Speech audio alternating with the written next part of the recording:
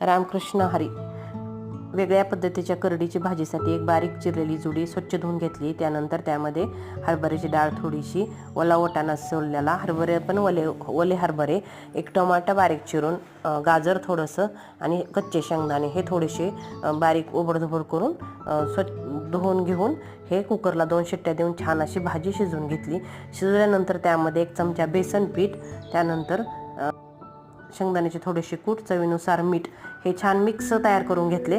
त्याला फोडणीसाठी एका कढईमध्ये 1 चमचा तेल, त्यामध्ये ओबडधोबड थोडासा कुटलेला लसूण, हळद, जिरे, मोहरी आणि थोडासा कढीपत्ता हे छान असं फोडणी, हिरवी मिरचीचे पण तुकडे टाकून घ्यायचे 3 ते 4. हे छान अशी फोडणी तयार करून ही करडीची शिजवलेली भाजी छान अशी काय करायची, गरगट्टा त्यात घालून घ्यायचा आणि फोडणी चांगली द्यायची. आणि ही फोडणी छान अशी भाजी उकळून द्यायची आणि उकळली की झाली आपली करडी.